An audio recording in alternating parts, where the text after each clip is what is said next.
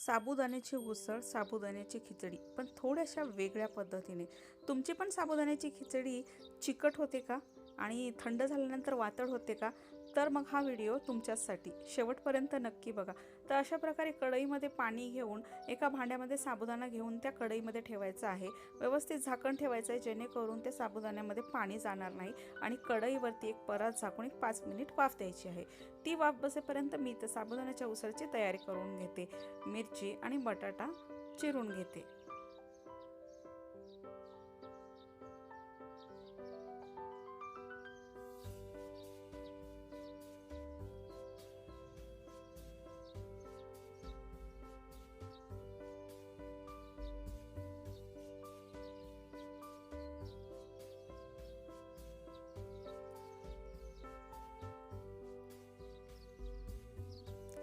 आणि खरंच सांगते, ह्या प्रकारे जर तुम्ही उसळ बनवून बघितली ना, तर आपण नेहमी बनवतो तशी तुम्ही बनवणारच नाही. कारण जेव्हा जेव्हा मुलांना मला टिफिनला उसळ द्यायची असते, त्यांची डिमांड असते की मम्मी मला टिफिनमध्ये साबुदाण्याची उसळ देणार, तर मग त्यावेळेस मी ह्याच प्रकारे करून देते, कारण ती दिवसभर मऊ राहते.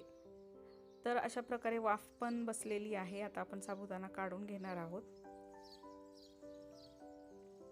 बघा. आणि आता हे बघा, एक एक दाणा कसा मोकळा झाला आहे. आणि आपली अर्धी साबुदाण्याची उसळ तयार झालेली बरं का, कारण साबुदाण्याला ऑलरेडी वाफ बसली, म्हणजे तो अर्धवट शिजला आहे.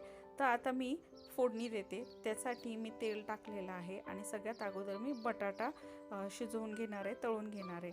आणि बटाटा नेहमी शिजवताना हे लक्षात ठेवायचं की त्यात थोडंसं मीठ टाकायचं. त्यामुळे काय होतं, तर बटाटा जो आहे तो एकमेकाला चिटकत नाही. कधी कधी होतं बघा की बटाटा स्वतः एकमेकाला चिटकतो, त्याचबरोबर कढईला चिटकतो. तर त्यामुळे त्यात थोडंसं मीठ टाकायचं. आणि मीठ जे मध्येपर्यंत जातं बटाट्याच्या, म्हणून बटाटा खाताना पण खूप छान लागतो. आणि त्यामुळे बटाटा मिठामुळे खूप लवकर गोल्डन पण होतो. हे बघा किती झटपट शिजला आहे. आणि आता मी मिरची टाकून परतून घेणार आहे.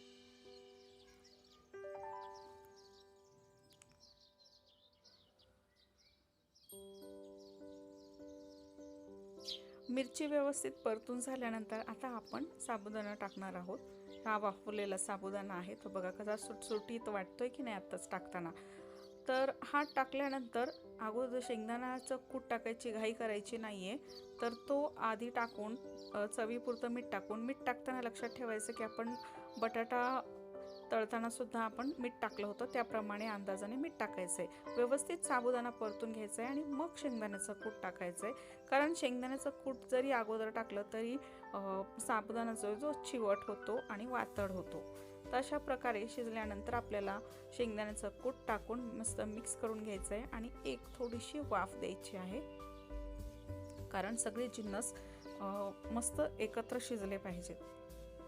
तर अशा प्रकारे एक वाफ दिलेली आहे आणि आपली साबुदाण्याची उसळ तयार झालेली आहे. वा, हे बघा एक एक शीत जो आहे तो वेगवेगळा पडतोय. आणि खरंच सांगते की ही साबुदाण्याची उसळ दिवसभर मऊ राहते. अशा प्रकारे आपली साबुदाण्याची उसळ तयार झाली आहे. सोबत दही म्हणजे सोने पे सुहागा. तुम्हाला रेसिपी कशी वाटली नक्की सांगा, नक्की करून बघा. असेच सोपे व्हिडिओ बघण्यासाठी चॅनलवर परत या, परत भेटू. धन्यवाद.